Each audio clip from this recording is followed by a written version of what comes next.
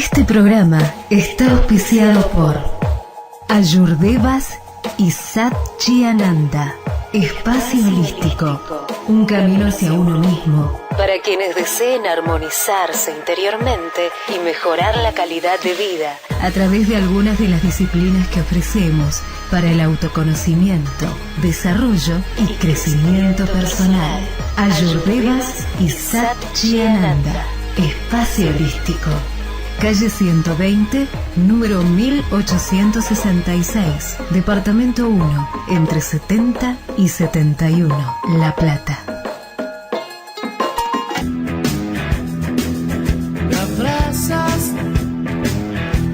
Bueno. Maestro de escuela, empezó en economía en la Universidad Nacional de La Plata, terminó en la Universidad Libre de Berlín por su exilio que comenzó en el año 1977. Tiene un posgraduación en análisis de proyectos en Barcelona, España. Trabajó muchos años en ayuda al desarrollo, principalmente en los países africanos, en el área de salud y educación. Actualmente trabaja en la DIE en temas de estadísticas educativas y asesoramiento privado en muestreo, encuestas e investigaciones cuantitativas. Aplauso para nuestro invitado de hoy, Enrique Núñez. Bueno. Buenas tardes, Enrique, ¿cómo estás? Muy buenas tardes. Ya venimos, ¿Cómo les va? De alguna manera dialogando sobre el tema central de esta semana, de este tiempo también, de estos últimos tiempos, y que va a seguir dando que hablar seguramente en el ámbito de lo político mucho. Primero que nada, me parece interesante para el oyente que cuentes un poquitito en qué consiste la estadística, qué es una estadística, cómo se utiliza y un poquito, ¿no? Cómo surge dentro del ámbito de la ciencia. Bueno, el tema es la incertidumbre. Ajá. Frente a situaciones que no sabemos bien con exactitud, tenemos que utilizar algo que se llama el cálculo de probabilidades. Ver, si yo tuviese una función matemática, ahí tengo la certeza absoluta. Pero no sucede lo mismo en la gran mayoría de la realidad de nuestras vidas cotidianas. Si mañana va a ser buen tiempo o mal tiempo, si gana tal equipo o gana tal otro, todo eso, si vamos a estar bien de salud o no vamos a estar bien, hay un cálculo que no lo podemos saber exactamente. De ahí surge la estadística. El nombre estadística viene de estado. Era precisamente los egipcios quienes necesitaban saber, con el tema de las inundaciones, inundaba todo el Nilo, dejaba todas las tierras inundadas, había que hacer medidas otra vez y definir cuánto se producía para que era la zona fértil y tomar medidas. De hecho, el otro día estábamos comentando precisamente de que Jesucristo, en el nacimiento, nació en Belén, en un establo, dice la Biblia, dice la historia, precisamente por un censo. Los mandaron a todos a sus lugares de orígenes para el emperador romano, quería saber cuántos había. Un tema de impuestos, sobre todo, sí, claro. Y control de la población. Necesitaba una estadística. Necesitaba una estadística y los mandó a todos a sus lugares de origen y ahí... overbooking, no sabían dónde quedarse esa noche y se quedaron en un establo. De ahí comienza todo lo demás que conocemos, ¿sí? Bien, en el tema estadístico tengo dos áreas principales.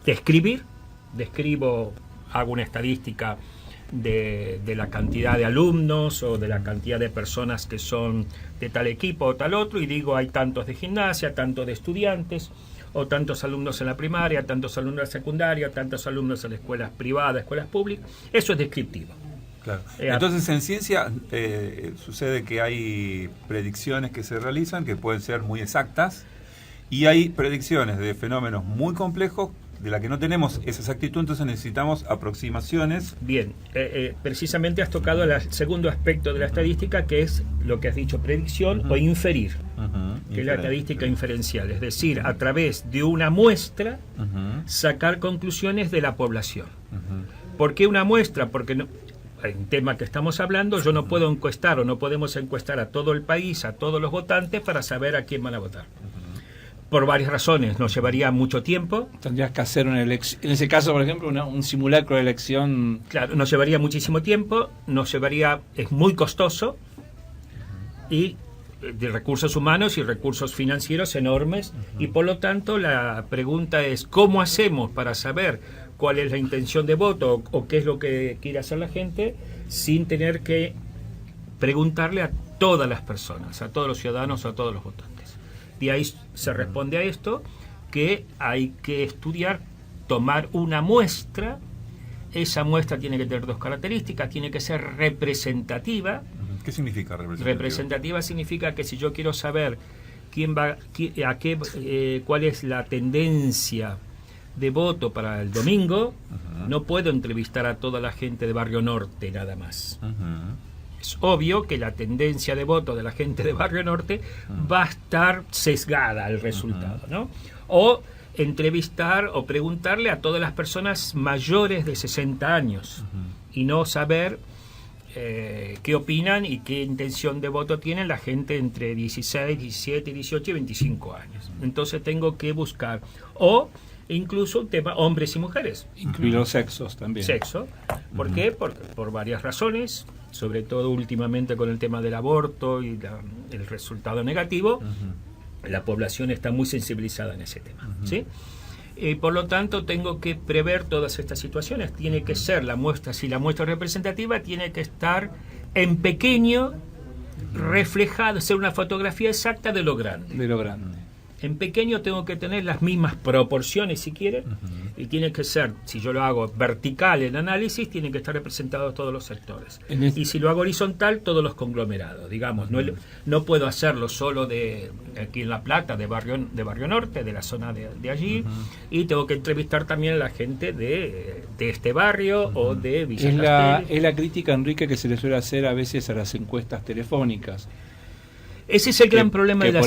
Bueno, claro. Ahora la cuestión del teléfono se ha generalizado porque cualquiera tiene un celular. Bien, Pero cuando yo era más joven, que teléfono no teníamos todo, decían que era muy parcial hacer una encuesta por teléfono, porque primero contestaban solamente los que tenían teléfono. Y bueno, entonces... Precisamente ese es uno de los puntos donde vienen los puntos débiles de las encuestas, o los errores, si quieren. Claro. Hacer una encuesta telefónica... si es a teléfonos fijos, ustedes piensen quién tiene teléfono fijo en casa y quién no lo tiene. Cada vez más está, incluso las mismas empresas de telefónica desalientan la adquisición de teléfonos fijos. El gran negocio hoy para las grandes empresas es que tengamos teléfonos móviles. No quieren saber nada de nuevas líneas de teléfono fijo. ¿Quién atiende el teléfono en casa? Yo en mi casa, con la familia, las hijas adolescentes no iban a atender el fijo nunca. Todo el día con el celular no necesitaban, porque sabían que una llamada telefónica al fijo no era para ellas. Y por lo tanto, ¿quién atiende el fijo? Las personas mayores, generalmente. Aquí tenemos un sesgo, lo que hablábamos de sesgo, ¿no? Es decir, pero los que van a votar son todos en la casa. Y aún suponiendo que lo atiendan y respondan con honestidad y con veracidad, ¿qué es lo que va a hacer? Que ya vamos a ver otro tema de la desconfianza, y etcétera. Sí, eso quería saber. ¿Por qué? Bueno, ¿qué cantidad de veracidad hay en esos llamados? Porque yo puedo contestar cualquier cosa, edad, sexo. Bien, hay dos tipos de llamadas telefónicas. Vamos a organizarse un poquito. El tema de la madre de todas las encuestas, utilizando aquella vieja expresión, conocida expresión, es la entrevista personal. Tocan timbre en casa y el pobre o la pobre persona que es la encuestadora, que está trabajando, hace lo posible por conseguir la encuesta, porque cobra en función del éxito, ¿sí? Y no del timbre. Al decir que es la madre de todas las encuestas, es la mejor. Que es la mejor. Es la mejor. ¿Por qué? Porque tiene un cuestionario. Aquí tendríamos que ver después cómo se producen las encuestas, lo difícil que es producirla, todos los pasos que tiene, todas las meteduras de pata que uno puede tener en el camino. Es decir, si se fracasa en la predicción, en la estimación, puede haber en cualquier parte del proceso puede fracasar. No necesariamente todas fracasan en lo mismo. La mejor de todas es la entrevista personal. el encuestador, y ahí vale la valía, vale la calidad del encuestador, quien trata de convencer y lograr un clima de confianza para que la persona responda. Del tamaño de la encuesta influye muchísimo, si la gente se cansa, no quiere, etc.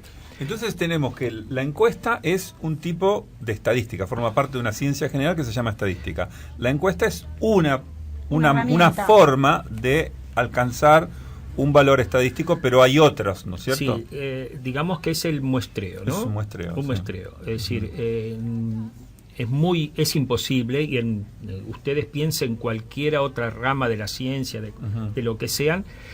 Si yo quiero saber el contenido de calcio, de fósforo de los peces del río, yo no puedo sacar a todos los peces, matarlos o si hablaban de caramelos y de golosinas, yo no puedo probar todas las golosinas de la cadena de producción para saber si cumple, si son sabrosas. Tengo que sacar una muestra y en función de esa muestra tirar conclusiones sobre la población. Y entonces ahí tenemos la encuesta, que además tiene otro factor muy importante para obtener un resultado por lo menos acertado, que es el diseño. Bueno, ahí está. El diseño tiene varios pasos, es decir, primero en función de lo que le pida el interesado. En las encuestas políticas, los partidos políticos son los principales interesados. Vamos a ver cuáles son los objetivos legítimos y cuáles son los objetivos encubiertos o los segunda línea de objetivos no declarados o vergonzantes, si quieren, como se dice ahora, que tiene toda encuesta. Toda encuesta en su origen tenía el objetivo de saber cuál era la opinión del ciudadano votante, sí, para mejorar su comunicación con el ciudadano. Eso hacía que a mí me interesaba saber cuál es la opinión y cómo vamos a ver qué tenemos que mejorar. Ahora se ha transformado para todos los partidos políticos y sobre todo para los partidos que gobiernan en un instrumento de influencia en los indecisos. Y ahí hay una nueva cualidad de la encuesta ahora, ¿no? Que además de ser un factor metodológico para dar una verdadera dimensión de una realidad X, además se transforma en un factor de presión. De influencia, de influencia. Claro, de ahí que las legislaciones de los países, muchos países desarrollados, y que deberíamos nosotros tomar nota, prohíbe encuestas, incluso hasta 3 días antes de las votaciones. Lo que sucedió el viernes último, en otros países está terminantemente prohibido. ¿Qué fue lo que sucedió el viernes último? El jueves, por a última hora, hubo una encuestadora, una empresa que saca, esto tiene, vamos a ver, texto y contexto, qué es lo que pasó y en qué contexto esto se realizó. Una encuestadora hace una encuesta aparentemente seria, en donde dice que 37 puntos va a sacar Fernández y 36% va a sacar Macri. Casi un empate técnico. Es exactamente un empate técnico, es decir, que iba a ganar por nada. Bien, esto en un proceso electoral normal no pasaría nada. En nuestro país, que está la segunda vuelta, en donde obliga a tomar posición al votante por uno o por otro, independientemente que lo haya votado o no lo haya votado, era un triunfo. Este resultado, si se hubiese dado, era un triunfo para el macrismo. Impactaba como un triunfo. ¿Por qué? Porque la sensación de triunfo. Se supone que el peronismo o el kirchnerismo conjuntamente tiene su techo y que de los no peronistas poco puede captar.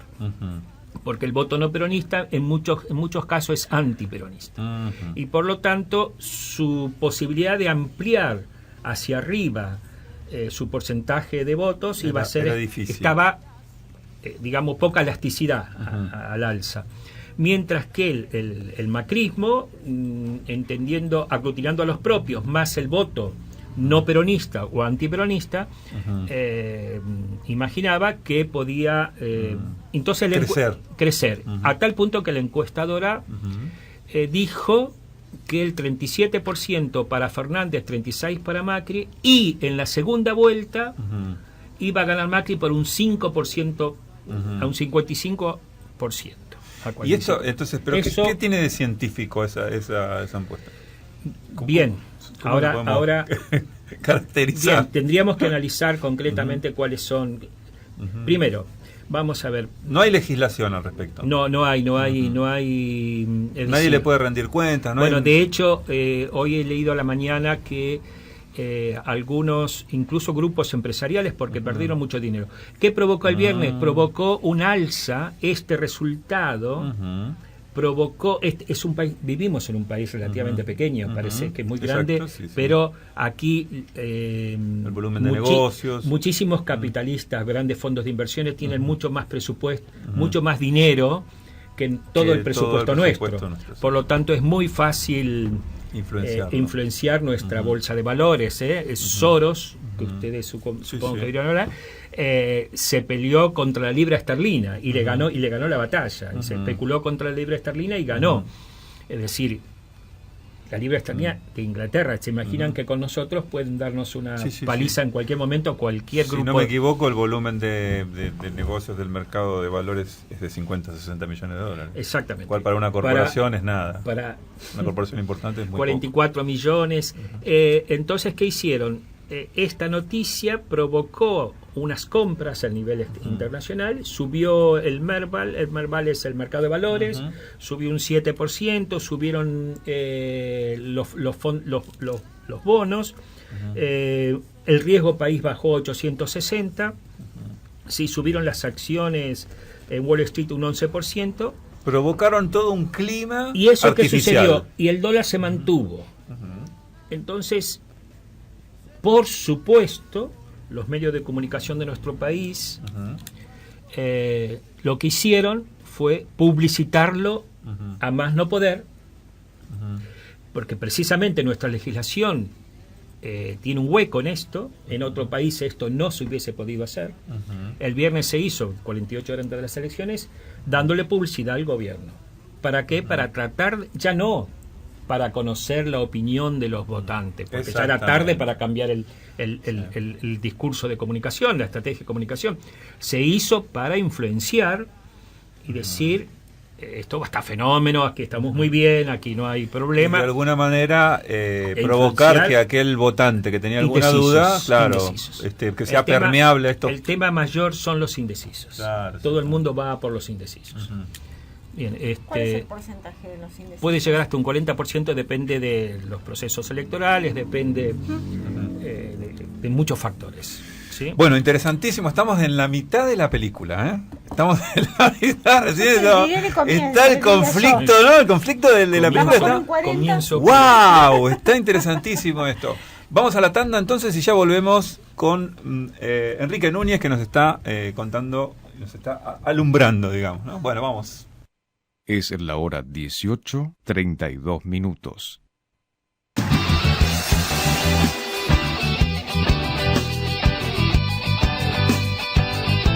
¡Qué lindo chamamé que nos dedicó el Vasco Platense con la consigna! Además, inmediatamente, es como el rapero del chamamé, ¿no? Nos hizo pegar un zapucay y todo. Un gran abrazo al Vasco Platense. Gracias por este llamado. Bueno, volvemos al tema que nos convoca hoy con Enrique Núñez, que nos dejó, estamos en la mitad quedamos en los 40% indecisos. Y en la mitad de una trama, una especie de trama, ¿no? Sí, digamos ese contexto. Esto tiene una gran influencia por nuestra legislación que permite largar encuestas prácticamente sobre el día de la votación. Los periódicos que quieren favorecer al gobierno de turno, en este caso el macrismo, la publicaron a toda página, el Perfil, Clarín, La Nación, para influenciar en la opinión pública, sobre todo en la masa o en aquello que decimos indecisos, el grupo de los indecisos. A su vez, se influenció en muchos inversores compraron esta noticia. Bien, no suponemos o no podemos suponer sin pruebas de que esta encuestadora obró de mala fe. Puede haberse equivocado, sinceramente puede haberse equivocado. En realidad no se equivocó en el resultado dio ganador a Fernández. Sí se equivocó en la brecha. Y sobre todo esto por nuestro sistema electoral de balotaje. Si no hubiese balotaje en este país, el que gana por 2 puntos gana el gobierno, y por lo tanto no habría este interés en saber el tamaño de la diferencia de votos. Y sobre nuestra característica de nuestro país, peronismo, antiperonismo, voto anti, ¿sí? Bien. Pero quisiera ir a la pregunta de fondo que nos convoca, que es: ¿se equivocaron o no se equivocaron las encuestadoras? Mi posición es que no. Ninguna encuestadora del país, de nuestro país, ninguna, incluso esta Elipsis, esta que ahora tiene un proceso, sí, tiene un proceso, una amenaza de un proceso penal, dio ganadora a Macri. Todas las encuestas dieron ganadora al dúo Fernández-Fernández. Yo he traído aquí algunas estadísticas para que podamos, el día 2 de agosto, es decir, prácticamente una semana antes, hubo un relevamiento de todas las encuestadoras del país, y aquí tengo una estadística de 20 encuestadoras, y les voy a decir algunas. Por ejemplo, vamos a ver, la encuestadora Federico González daba 42% a Fernández y 26% a Macri. La brecha se mantiene, era real, ¿no? Sí, como brecha estaba prácticamente lo mismo que tenemos ahora. 6, otra encuestadora, 44% a Fernández, 34% a Macri. 10%. Episu, 44% a Fernández, 32% a Macri. Después, Clivajes, 44,4% a Fernández, 32,2% a Fernández. Bien, vos haces las cuentas precisamente de la diferencia de porcentaje, pero esto nos obliga a reflexionar qué es una encuesta, digamos, desde el punto de vista técnico. Es una media, es decir, es un porcentaje, es una media. ¿Qué es una media? Es un promedio. Bien, cuando hay una encuesta, y esto es importantísimo, pero cualquier distribución de votos, se necesitan 2 medidas fundamentales, y las 2 tienen igual importancia. Si ustedes van a leer una estadística de lo que sea, les tienen que dar 2 medidas, y una medida es de tendencia central, de promedio, qué porcentaje tenemos de repitentes, qué porcentaje tenemos de nacimientos fuera de término, lo que ustedes quieran, el promedio. Y la otra que es fácil y es intuitivo, es simplemente el total de casos favorables dividido el total de casos posibles, tengo un promedio, ¿no es cierto? Es decir, si yo entrevisto a 100 personas y 40 me dicen que son hinchas de Estudiantes de La Plata, y yo tengo que un 40%, ese es el promedio. Bien, pero el otro dato que es fundamental, pero importantísimo, y si no lo tienen en lo que están leyendo, les están engañando, les están ocultando información, es la variabilidad, la variación. Que es un número variable, es una brecha entre más y menos. Miren una cosa, si yo tengo 2 contendientes, en este caso Macri y Fernández, por poner nuestra realidad actual, ¿sí? Y los 2 están cabeza a cabeza en la intención de voto, y yo hago una encuesta, y me dice uno va, sea cual sea, este va a tener el 49% de intención de voto y aquel tiene el 51%, predecir o dar una opinión de quién va a ganar las elecciones es muy difícil, porque están cabeza a cabeza. Por lo tanto, ¿quién va a ganar las elecciones? ¿Y qué sé yo? Hay que ser adivino. Ahora bien, si yo hago la encuesta y me dice el partido A, el partido político A, tiene una intención de voto del 80%, y el partido político B tiene una intención de voto del 20%, predecir quién va a ganar las elecciones, se sientan ustedes acá y dice, este domingo gana tal. Es fácil esa predicción. ¿Y por qué? Porque la variabilidad en el primer caso es altísima, 50-50, una alta variabilidad. mientras que la otra, ¿cómo se calcula la variación? Para el futuro ustedes, es muy fácil, multiplican en eso 0,49 por 0,51. Y les va a dar, si multiplican, si fuesen los dos iguales, 0,50 por 0,50, les va a dar 0,25. Bien, cualquier otro número, 0,80 por 0,20, 0,70 por 0,30, les va a dar más pequeño que 0,25. Hagan lo que quieran. Bien. Bien, entonces la Una máxima variabilidad es 0,25. O 0, sí, porque es... se multiplica el resultado 1 por el resultado 2. Esa es la máxima variabilidad. Bien, es decir, ¿qué influye en los resultados de una encuesta o en la predicción? Influyen dos cosas. La variabilidad. ¿Por qué? Porque si tengo uno que sacó el 80, el que tiene intención de voto del 80% y el otro el 20%, es muy fácil ir al diario mañana o en la radio y decir, el domingo va a ganar X. Ahora, si están casi empatados, predecir es difícil. Sí. Bien, entonces eso es importantísimo. ¿Y cómo conocemos esa variabilidad a priori? Porque a posteriori fácil, hago la cuenta. ¿Cómo la sé a priori? Son experiencias de elecciones anteriores. Bien. Bien, pero ¿qué pasa en nuestro sistema? En nuestro sistema los partidos políticos cambian. Es decir, antes era, vamos a comparar con Estados Unidos o con Alemania. El Partido Demócrata y el Partido Republicano son los mismos desde que se fundó el Estado. Si gana Trump o Hillary Clinton, tienen información de años anteriores para estimar de acuerdo... Una información que cumple con cierta regularidad. Cierta regularidad. En nuestro país... Y Cristina, estaba el kirchnerismo, Cristina en estado puro, de pronto Cristina toma la decisión estratégica. O sea, no hay bipartidismo y por lo tanto hay muchas alianzas que se tejen y se destejen. Bien, el bipartidismo, el no bipartidismo influye naturalmente, tenemos varios partidos, pero sobre todo en los partidos principales, que es lo que los que tienen probabilidad de ganar, digamos así. Que esté Labaña o que esté Labaña le va a quitar un porcentaje de votos a Macri, aparentemente, ¿sí?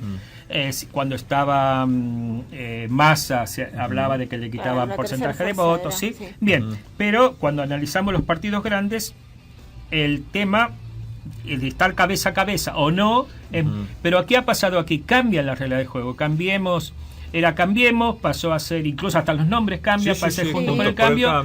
De pronto eran todos no peronistas y de pronto incorpora un peronista. Exactamente. Entonces un sistema de alianzas que a última hora hace que... Lo mismo que hace el Frente para la Victoria, que viene en Frente para Todos, el Frente para Todos incorpora a un sector del peronismo que era su rival en algún momento. Que en algún momento inclusive apoyó a Macri, no políticamente, pero sino en la práctica, votándole leyes y esto que hace cosas. Que yo no pueda, con mucho nivel de certeza, mirar los resultados del Frente de la Victoria de los años 2015 y 2013, o de 2017, 2017 ya no, para saber y tener alguna idea de la variabilidad que tuvieron en aquel momento. Por los desplazamientos políticos. ¿Por qué? Porque las cosas han cambiado. Entonces, precisamente por eso lo hacen los propios Me da la partidos. sensación, tal como lo estamos presentando, me da la sensación ya pasó esa etapa en la cual los partidos eran una especie de bloque,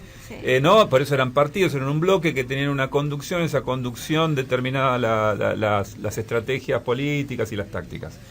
Eso como es una época que creo que terminó en la década del 90, después del Alfonsín, el gobierno de Alfonsín, se fue desarticulando. Y ahora me da la sensación, por lo que estamos diciendo, es como que el caudal de votos es de cada personalidad. Hay una personalidad que tiene 20% de intenciones y se lo lleva y lo negocia y lo trabaja, ¿no? Lo pone en un lugar, lo pone en otro lugar. Has tocado un tema que es precisamente una de las preocupaciones de cómo hacer las encuestas. Si yo le pregunto a la gente a quién va a votar, puede haber un gran nivel de indecisos y de gente que no sabe, no contesta, ¿sí? Que no necesariamente son indecisos. Pueden no querer informar. Pero las nuevas tendencias es no preguntar a quién vas a votar el domingo, sino preguntar sobre el nivel de aprecio o rechazo del candidato. Exactamente. De 0 a 10, ¿qué nivel de aceptación tiene Macri? De 0 a 10, ¿qué nivel de aceptación tiene Fernández? Y después, otra pregunta es, ¿vas a votar el domingo de 0 a 10? ¿Qué probabilidad hay que vayas a votar el domingo? Es decir, se pregunta más por las emociones que por las decisiones racionales. A partir de ahí se construye, se adaptan los resultados de la encuesta. ¿Por qué? Porque está bastante comprobado que no votamos por decisiones racionales, sino por las relaciones, situaciones emocionales influyen muchísimo. De ahí que los votos puedan cambiar de un día para otro. ¿Y de alguna manera se está revalorizando este tipo de liderazgo carismático? Bueno, vamos a ver, el peligro de generalizar, autocrítica, ¿no? El peligro de generalizar, tenemos un porcentaje muy grande de población políticamente activa, que tiene una muy clara definición política, incluso independientemente que esté, vamos un a personaje hablar, u otro, si está Fernández, Alberto o está Cristina, decidirán su voto. En función de lo otros más valores. Significativo fue cuando estaba Scioli, ¿no? Es decir, había que votar a Scioli, ¿sí? O la derecha tiene otros aspectos, es decir, hay un porcentaje de votos que es voto más fijo, con la camiseta puesta, ideológico, digamos. exactamente. Ahora cada vez más hay un porcentaje de población no definida políticamente, y desinteresada y poco informada, es decir, no se quiere informar, no le interesa, se despreocupa, o lo superan o tienen otras problemáticas y deciden su voto en función de otros factores emocionales, situación económica, que es determinante, que es un tema emocional, económico y emocional. No tener con qué pagar la luz y no tener con qué llegar a fin de mes te da sobre todo mucha rabia. No es simplemente una racionalidad de la pobreza. Lindo es ser pobre, no es lindo, es horrible.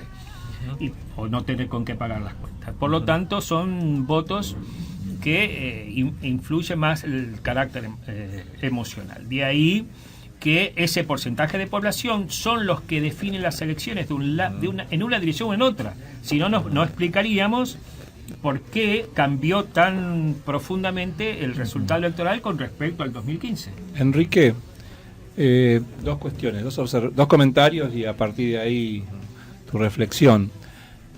Una es que, bueno, evidentemente que la publicación de las encuestas, por lo que contaste vos acá, lo que estamos charlando, tiene determinado objetivo, ¿no? Tiene una utilización política. Pero digo, se han revelado inútiles en ese sentido, porque finalmente no han influido en la población y hemos tenido este resultado. La población, la gran mayoría de la población decidió un voto el domingo y bueno, y votó eso. Y también te pongo el ejemplo acá del Brexit en Inglaterra.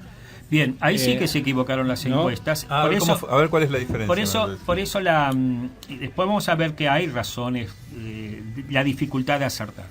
Por eso mi posición en este momento... Perdón, se han revelado inútiles en el sentido de cuando quieren ser utilizadas con determinado fin político, para manipular. Y no, yo creo esta es mi opinión, capaz que Enrique lo sabe mejor que yo, que el macrismo en este caso, que fue el gran derrotado y por esta diferencia histórica, y además es un caso muy atípico de un presidente que recibe semejante paliza en su... Pues bueno, ganó la primera elección de medio término, algo, bueno, por ahí eso tiene que ver, bueno, le voy a apostar por este gobierno un poquito más, todavía le voy a dar, ¿no? Se agravó socialmente la situación en 2 años, pero pocas veces un presidente en Argentina... salvo una crisis como la de Alfonsín, que tuvo que renunciar en forma anticipada, perdió las elecciones. La reelección de Menem ganó él, y cuando volvió también ganó. No, está bien, pero digo que los partidos tienen los verdaderos números a veces también. Sí. Y deciden no ¿Tienen publicar. los verdaderos números? Sí. A veces sí. Vamos a ver, queda la incógnita. Le largamos un montón de cosas, Enrique. Queda para el corte. Queda para Queda después de el la corte. tanta. No antes del corte. No antes del Una corte. pena, Pero es un porque incógnito, esto es quería- como una serie, porque ¿viste? quería- Capítulo a capítulo te La dejan. culpa la tiene Disculpa, el pulpo, yo la te- culpa la tiene el pulpo. Después del corte Que es te déspota. respondo. Después del Después del corte corte, muy respondo. bien, Solo hacemos- quiero, solo una cosita. Sí. Que no quede en el ambiente de que todas las encuestadoras son tramposas. Bien. Exactamente. La excepción confirma la regla, es decir, las encuestadoras son buenas, son buenas. Que haya manipulación es una Es excepción. a la otra regla. cosa extraordinaria. Bueno, vamos al corte. Es la hora 19, 2 minutos. Tu lugar, tu historia. FM 99.7. Nuevos Aires. Somos apasionados por la radio. Bueno, ¿cuál era la pregunta que había quedado en el aire misteriosa? No, era un comentario y a partir de ahí una reflexión de Enrique y de todos nosotros. Si, bueno, que evidentemente que que la publicación de determinados resultados, determinados pronósticos en la encuesta tenían el objetivo de lograr una manipulación política, o sea, de desviar el resultado hacia determinado lado. Pero digo, en ese sentido, porque además me parece que no pasó solamente con estas elecciones. Este debate se presenta en Argentina casi siempre después de cada acto electoral. Digo, se han revelado inútiles en ese sentido, ¿no? No hablemos de manipulación, en todo caso de influir, y todo desde su perspectiva, desde su punto de vista, considera que esa intención de influir es legítima. De hecho, lo que estamos hablando Es parte del juego político. forma parte de la sociedad en que vivimos. ¿Qué es el marketing? Muchas veces podríamos decir el marketing en general, el marketing político, pero en general el marketing para promocionar cualquier golosina, cualquier producto. Muchos dicen que es pura manipulación del consumidor. Otros dicen que es dar información a los consumidores para que tomen decisiones libres e informadas. Bien, se arma la pregunta tuya, hace referencia a algo mucho más profundo, que es en realidad la legitimidad o no de cualquier tipo de publicidad. ¿Sí? Bien, la pregunta es abstracta, porque ¿qué pasaría si no existieran los medios de comunicación hegemónicos que manipulan la opinión pública? Es un potencial, no lo podríamos saber, sería pura especulación. La realidad es la que tenemos, y la realidad es que los medios de comunicación hegemónicos y que controlan gran parte de la audiencia y de los televidentes, evidentemente influencian en las decisiones de gran parte de la población, sabiendo de antemano, como ya dijimos hace un rato, que muchas decisiones son emocionales, no son racionales. A pesar de eso, evidentemente hay esperanza, es que a pesar de toda esa influencia clara de los medios hegemónicos que defienden intereses concretos, de mercado. Exactamente. A pesar de eso, la población, el ciudadano todavía tiene capacidad de reacción y reacciona frente a algo que le hace daño y que no ha respondido a sus expectativas. Por suerte, digamos, hay esperanza para el género humano en ese sentido, ¿sí? Bueno, esa es una de las un poco en broma lo dijimos al principio, pero de las entre tantas cosas absurdas que a veces dice Elisa Carrió, el otro día dijo algo muy interesante, que es, le pone límite a nuestra... ella lo dijo de otro modo, pero dijo, le pone límite a nuestra soberbia. Sí. ¿No es cierto? Así que los resultados que vienen sucediéndose de alguna manera no garantizan el poder de esa hegemonía, ¿no? Bien, volviendo un poquito al núcleo central del tema, yo sostengo la hipótesis, mirando las estadísticas, de que las encuestadoras, y voy a hablar del 99% de las encuestadoras, obraron de buena fe, porque no solo porque es un tema ético y que es una definición personal, sino por su interés de negocio. Si hacen buenas predicciones, viven en el mercado. Si hacen malas predicciones, desaparecen en el mercado. Porque ponen en juego la credibilidad. Su prestigio. De su prestigio. Es decir, una encuestadora es buena en la medida en que infiere correctamente. Y si no infiere correctamente, a la larga desaparece el mercado, ¿sí? Por lo tanto, no es que son buenos, sino es que quieren hacer un trabajo de calidad en defensa de sus propios intereses. Bien, yo sostengo, a la luz de los resultados de las encuestas y de las encuestadoras, que algunos datos se los acabo de decir hace un momento, es que todas las encuestadoras dieron ganadora a Fernández, por un lado, y muchas de esas encuestadoras lo dieron por una diferencia de más de 10 puntos. Recuerden que no una encuestadora acierta, y ese acierto es relativo. Yo le dije que había la media, que era el resultado, el promedio, y la variabilidad. Pero además de eso falta otra cosa más para definir. El margen de error. Cada encuesta que se hace tiene un margen de error. Y ese dato tiene que estar. Cuando se lea una encuesta, cuando se lee un trabajo académico, hay que mirar la media, que siempre es el valor, la medida de tendencia central más común que existe. Hay que estudiar la variabilidad, es decir, si tiene más o menos variabilidad, ¿sí? No es lo mismo, ya se los dije, dos partidos cabeza a cabeza que un partido que tiene 20 y el otro 80, o un grupo por edades. Si de pronto uno tiene 10, uno gana 20, vamos a hablar de salarios, uno gana 20, otro gana 40 y otro gana 80. Dice la gobernadora, lo dijo hace un tiempito, la media de salario es 40. Sí, pero escúcheme, la gran mayoría está ganando 15. Pero como hay 10 o 15 que ganan 200, la media de salario me da altísima. Es decir, el valor medio está muy influenciado por los valores extremos. Y el salario por cero, más de cero, no baja. Y sin embargo hay gente que gana fortuna. Sí, fortuna o gana mucho. Y son los pocos. Y tiran la media hacia el medio. Hacia adelante, hacia arriba. Si van a discutir salario, nunca se discuta el salario por la media, discútalo por la mediana, es decir, por el valor que deja el 50% de menos ingresos para arriba y el 50% para abajo. Discutir el salario por la media es un engaño de la patronal. Si yo estuviese defendiendo al sector público, defendiendo a la empresa, yo querría discutir con ustedes el salario con la media. Defiende a los trabajadores, discútanlo con la mediana. ¿Sí? Volviendo un poco, la media es fundamental, la variación es fundamental, pero todo trabajo tiene un margen de error. Y tiene que estar aclarado en sus publicaciones. Tiene que estar. ¿Con qué margen? Hay dos factores más. ¿Y ha estado aclarado en estas publicaciones? Está. Si la empresa se precia de tal, lo pone. El asunto es que el periodista no lo divulga. Claro, nosotros entre la encuestadora o la consultora que realiza la encuesta, que tiene profesionales, que tiene técnicos, que tiene científicos, y nosotros que recibimos la información, hay de alguna manera una marcación de tendencia por los medios de comunicación, que son los que definitivamente deciden qué es lo que nosotros vamos a entender. Pero claro, exactamente, y además el desinterés de la población. Ganamos por el 45%, ya no quiero saber más nada. Y por lo tanto no me vengas a mí con la variabilidad y con el error.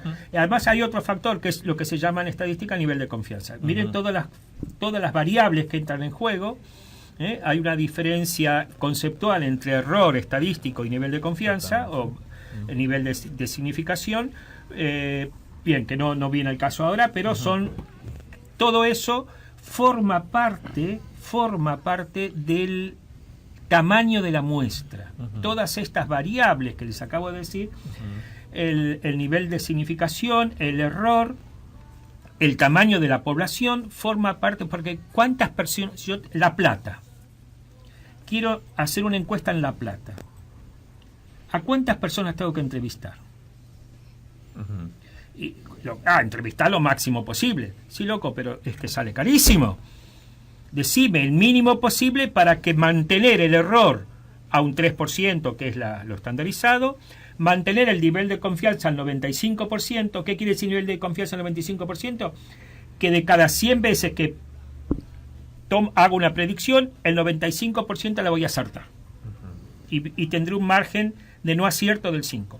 Ese 95% tiene un margen de error del 3%. El error me va a determinar, y aquí es grave, y aquí es importante tener en cuenta, y por eso no fracasan. Cuando dicen el 44% Fernández, el 32% Macri, falta agregar, y el periodista no lo agrega, yo creo que es fundamentalmente un tema de tiempo y de comprensibilidad de la gente, es decir el margen de error. 44% con un margen de error del 3%, quiere decir que si yo digo, o del 10%, imagínense un error brutal del 10%, gana con el 56% y tiene mayoría absoluta, y el margen de error es del 10%, quiere decir que puede ganar con el 46% de los votos. Si el margen de error es del 10%, estoy poniendo una exageración, sí, a solo efectos didácticos, porque nadie trabajaría con un error del 10%, se trabaja con un error del 3%. ¿Sí? Pero si es del 3%, si dice que va a sacar el 45%, quiere decir que la probabilidad es que obtenga entre un 42% y un 48%. Ese margen está determinado por varios factores, por la variabilidad, les dije, ¿sí? Y por el error que yo quiero asumir. Es decir, si quiero hacer una operación quirúrgica en el cerebro, el margen de error del 3% es altísimo. Es decir, usted mire, tiene un 3%, es demasiado, ¿sí? Ahora, para determinar una elección, para ver quién va a ganar, el 3% es absolutamente legítimo. Si vamos a un error del 1%, se necesitaría muchísimo la cantidad de casos que determina ese error del 3%, y ese nivel de confiabilidad. Me aumenta la cantidad de casos de personas que tengo que entrevistar. Y eso es muy caro. Les digo, yo les dije en la entrevista personal que era la más importante de todas, ¿no? La más acertada. Cuesta hoy en día, bueno, ahora cambió el dólar, por ejemplo, entonces por lo tanto esto va a variar, pero hasta la semana pasada cada caso, es decir, cada entrevista exitosa cuesta entre 900 y 3.000 pesos. Imaginen ustedes, para una población, si les digo las encuestas que les dije hoy, y es el tipo de encuesta, Enrique, a la que más recurren estas encuestadoras. No, nunca. A ese precio, pero que piensa esto. Claro, no se pueden implementar. Piensa esto. No solo es el coste, que eso estarían dispuestos a pagar aquel que tuviera dinero suficiente, que hay varios en este país, y supongo que algunos partidos no tendrían ningún problema en pagarlo, otros no podrían pagarlo en absoluto. Pero necesitas tiempo, necesitas formar al personal, necesitas extensión en el porque una encuesta que tenemos que hablar, ¿cómo hacemos una encuesta nacional? Hacer una encuesta en la ciudad es relativamente sencillo, pero ¿cómo la hacemos? Entonces, ¿qué se han demostrado en estas últimas elecciones? Que aquellas encuestas que se hacían a nivel local y distrital acertaron mejor el resultado que las encuestas que se hicieron a nivel nacional. ¿Por qué? Porque las que se hicieron a nivel nacional se hicieron por un sistema. Les dije que la personal es la más importante. La otra es la telefónica, que tiene dos variantes. Una es una voz automática. La hemos recibido, sí. Sí. Y la otra es, una persona concreta, de carne y hueso, que te entrevista. La que tiene la voz automática, ya les dije que esta costaba entre 900 y 3.000 pesos por caso. La que tiene la voz automática cuesta entre 90 y 160 pesos. Claro. Entre 90 y 160. Lo que pasa es que el nivel de rechazo es altísimo, de no respuesta, y por lo tanto necesitas muchísimos casos. Pero el nivel de error es alto. Es altísimo. ¿Sí? Ya volvemos entonces con más preguntas. Pero, a Enrique Núñez. El tiempo es diferente, sí, ¿no? Sí. El tiempo corre diferente, Aquí, es subjetivo. Sí, totalmente. Es subjetivo el tiempo. Lo arma él, es tirar. Cronos, el pulpo Cronos. El tiempo, no hay nada más claro de que el tiempo es subjetivo estando aquí. Es déspota. Bueno, es muy déspota. Ya volvemos. Es la hora 19:31. La temperatura 8 grados. Descargate nuestra aplicación del Play Store y llévanos con vos a todos lados. Nuevos Aires FM, la radio que se puede escuchar. ¿Gustó el catering a nuestro invitado? Me encantó. Vio que lo estábamos preparando. Muy bien. Acá la torta, Perfecto. Los sanguchitos de miga faltaron porque se sortean. No estaban no estaban mis expectativas bueno. recibir tanto. ¿Pregunta? ¿Tienen alguna pregunta? Yo quería preguntar por otro caso que un poquito lo anticipamos en la charla en los anteriores bloques. ¿Qué pasa cuando las encuestadoras, por lo que nos dijo Enrique, como el caso del Brexit de Inglaterra o de la votación de Colombia, donde se ponía a consideración de la población si se apoyaba o no el proceso de paz, trabajaron bien, ¿no? Con honestidad o con el método adecuado? Eso nos va a contar Enrique si fue así. Y fue una sorpresa, la votación salió totalmente distinta, y eso sí realmente fue también un cimbronazo, ¿no? Político de envergadura mundial. Sí, ahí tendríamos que entrar ya precisamente en otro debate, porque cerraron las encuestas del Brexit, que es muy diferente al tema que otro error también, el tipo de encuesta, que es el proceso de paz en Colombia, que fue muchísimo más una sorpresa dolorosa, porque antes de las elecciones mismas, del plebiscito, digamos, había un 60% de probabilidad, según las encuestas, de que ganara la aprobación del proceso de paz. Y sin embargo perdieron por 11 puntos. Es decir, fueron 600.000 o pocos votos que definió con el 51 a 49 en contra del proceso de paz. Bien, son procesos muy emocionales y insisto que ahí en esos porque tanto el Brexit como el proceso de paz no son actos eleccionarios donde hay partidos de trayectoria, sino son plebiscitos, es un plebiscito, aspectos muy concretos y que cala muchísimo en las emociones de los votantes. Eran plebiscitos vinculantes, ¿no? Vinculantes se le dice cuando después se tiene que aplicar el resultado en forma obligada. De hecho, en Inglaterra todavía se están lamentando el tema. ¿Sí? Y tienen un callejón sin salida en este momento. ¿Cómo van a resolver esto?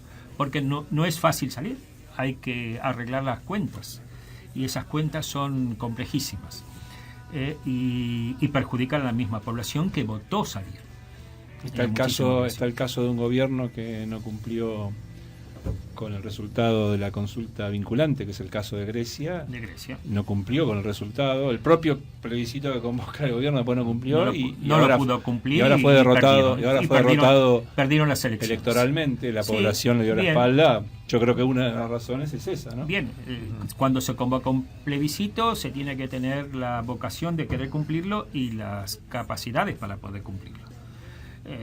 Se impuso el Fondo Monetario, el Banco Central Europeo, y adiós, no hubo forma. ¿Por qué? Porque el 50% de los ingresos de Grecia dependían de las ayudas exteriores del Banco Central Europeo y del Fondo Monetario, y quedaban todos los trabajadores públicos sin sueldo. Y eso resolvió la partida. No se puede pagar los sueldos si cumplen con el resultado del plebiscito, y tuvieron que cambiar completamente la política económica. Por lo tanto, volviendo un poco a nuestra reflexión, ¿qué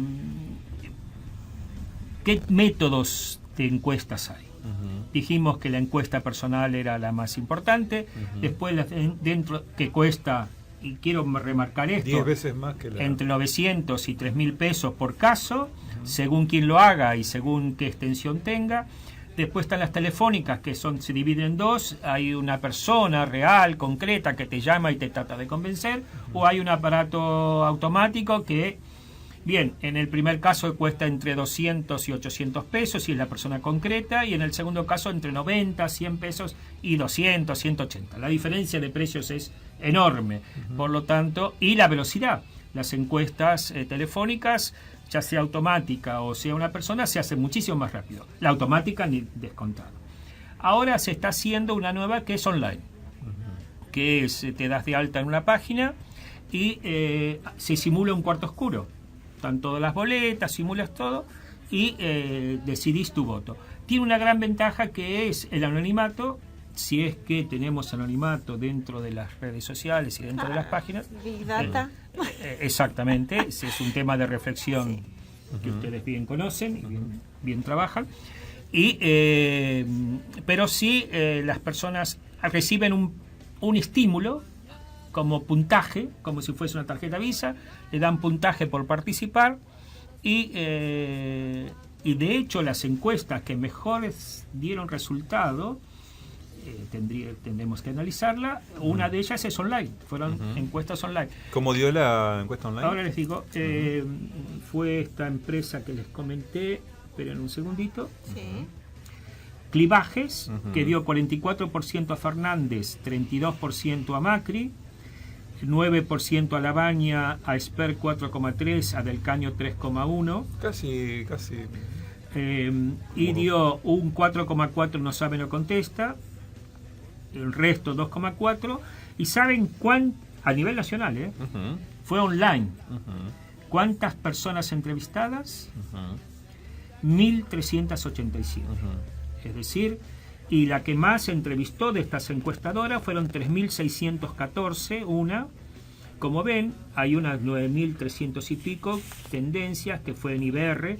IBR es esta fórmula automática y que se necesitan muchos casos porque la gente ¿qué hace? Cuelga el teléfono, no lo atiende. ¿Quiénes son los que responden normalmente? Muy pocos y muy politizados. Por un lado, o aquellos que quieren decir cualquier cosa. Es decir, me ha sucedido eso. Cualquier cosa. Sí, responder cualquier cosa. Responder cualquier cosa para sacártelo encima, para burlarse, para ir en contra mismo, porque uno a veces hasta rechaza ese tipo de comunicación. Ya es suficiente cuando tengo que llamar a una operadora para el teléfono celular y que me atiende un automático y tengo 10 opciones y que para colmo me quieran preguntar algo que les interesa y todavía me lo hagan automáticamente. Lo rechazo totalmente. Normalmente cuelgo. Pero ¿quiénes son? O los más politizados y que por lo tanto no hay una muestra representativa, es decir, la representatividad, no hay heterogeneidad, o aquellos que se quieren con intención modificar esto. Por eso, para obtener casos buenos se necesitan muchísimos, 9.300, pero las otras online y telefónica con 1.200, 1.500, como ven, no se necesitan para toda la provincia de Buenos Aires entrevistar a 1 millón de personas, de ninguna manera. Con 2.000 personas que se entrevisten, si está bien hecha la encuesta, marca una tendencia. Perfectamente. Muy bien, muy interesante. Entonces, y bueno, aquí hay un tema de coste, hay un tema, bien, nos falta alguna que no entra dentro de las encuestas clásicas, los famosos focus group. Ajá, ¿cómo es eso? Que es de el macrismo le tiene muy en cuenta. ¿Qué es el focus group para aquel que es no? Interesante, los grupos para tener una idea de tendencias es como mínimo entre 4 y 8 grupos en toda la provincia de Buenos Aires, por ejemplo, y dirigidos, coordinados por un experto, una persona experta en el tema. Que no es experto, ¿eh? No es experto, es otro. Psicólogo social, sociólogo, un vidrio de donde se puede ver, es decir, te pueden ver, pero tú no puedes ver para el otro lado. La cámara Gesell. Exactamente. Del otro lado están un grupo de personas muy conocedores del tema, donde toman nota de todas las reacciones emocionales. Los temas son temas de actualidad, de lo variados, pero en donde se estudian las reacciones físicas, gestuales y emocionales de los participantes.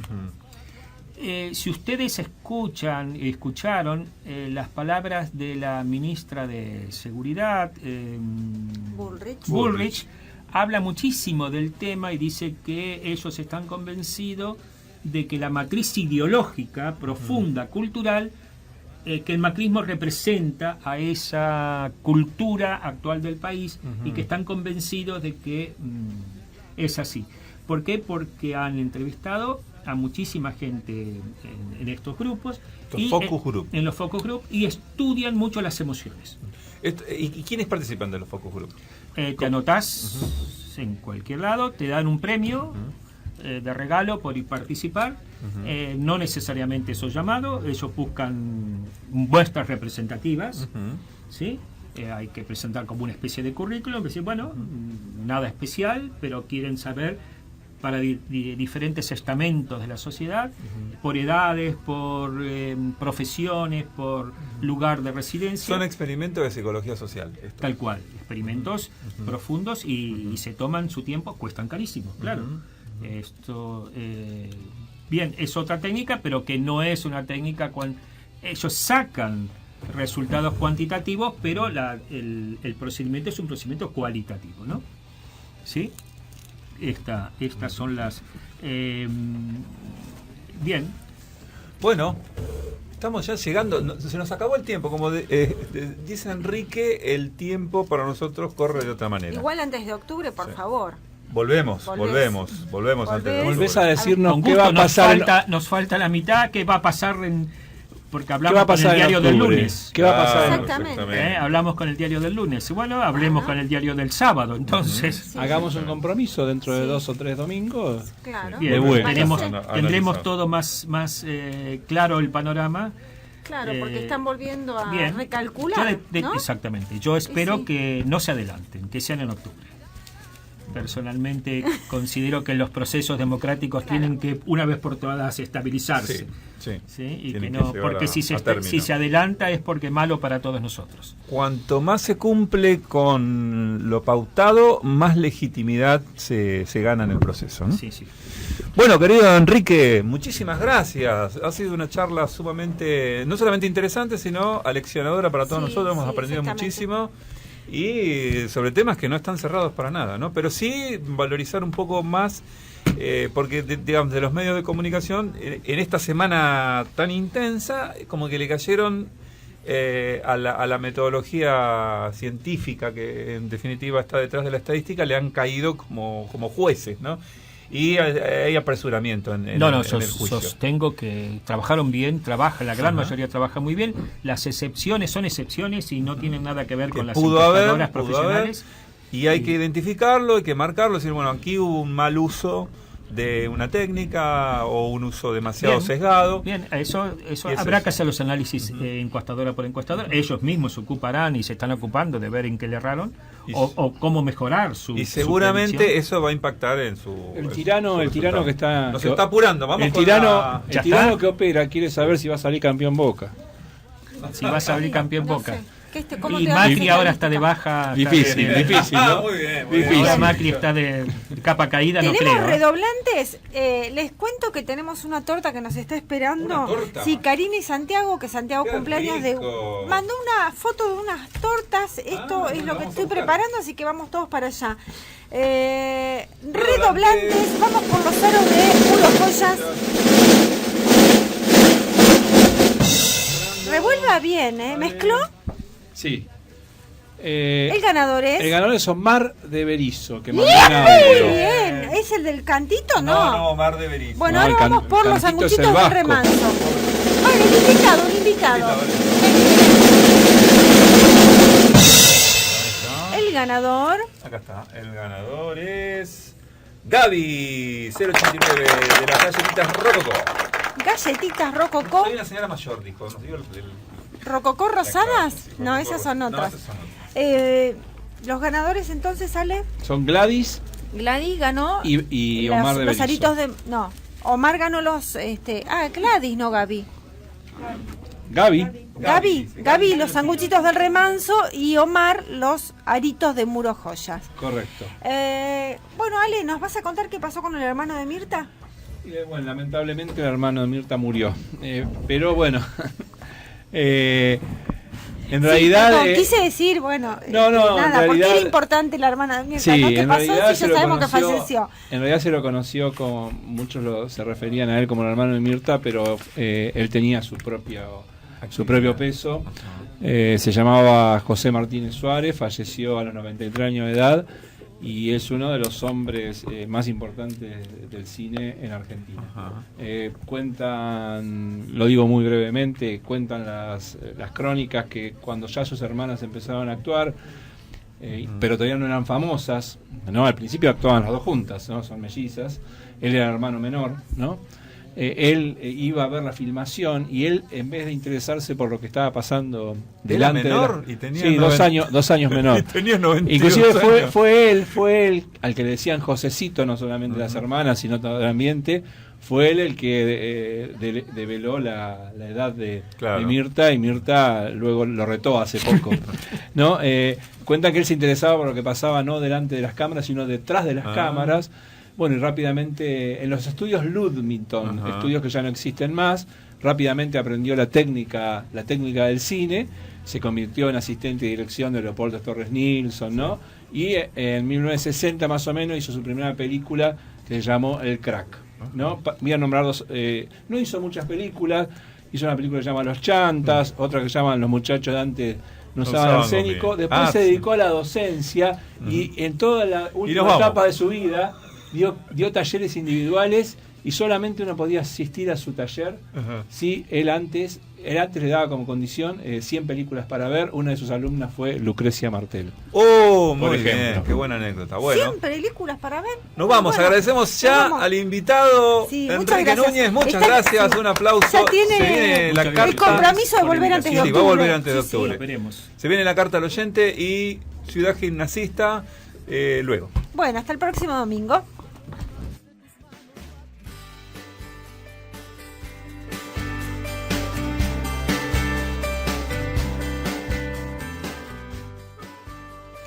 La Plata, 18 de agosto del año 2019. A ustedes, a vos. Por la presente quiero invitarte a vos, a ustedes, a transformarnos en adoptantes. Vos dirás, esta mujer piró. No, no es así. Cuando hablo de ser adoptantes, me refiero a adoptar algo que algunos y algunas hemos perdido. Los invito a que adoptemos la mirada de un niño. Fundamento mi apelación en que nos urge mirar la vida, el mundo, a las personas de otra forma, y si podemos elegir, debería ser la de los niños, sin prejuicios, sin doble intención, sin intereses previos. Hoy es un día planeado comercialmente. La realidad es que deberíamos honrarlos a diario, porque conservan los atributos más valiosos que la mayoría de los seres humanos tendríamos que haber conservado. Sin más, los insto a respetarlos y amarlos hasta que duela, y que no sea que la vida le duela a ellos y a ellas. Hasta la próxima.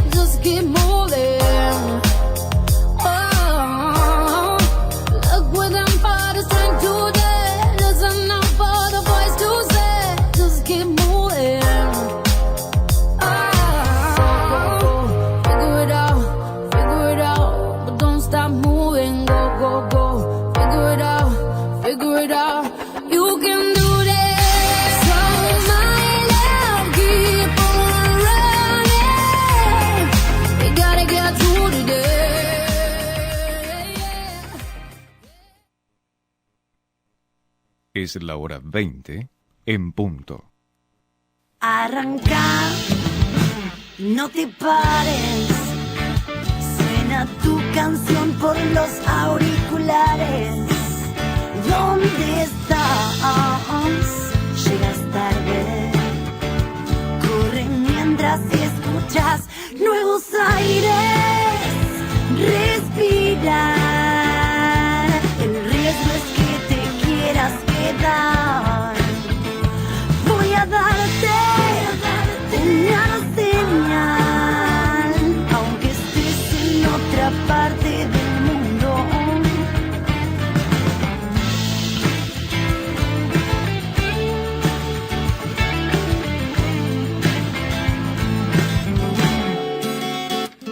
Usted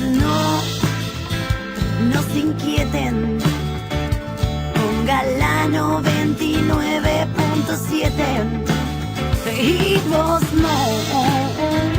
no la cambies. la mejor programación en Nuevos Aires. Respirar, el riesgo es que te quieras quedar. Voy a darte una señal, aunque estés en otra parte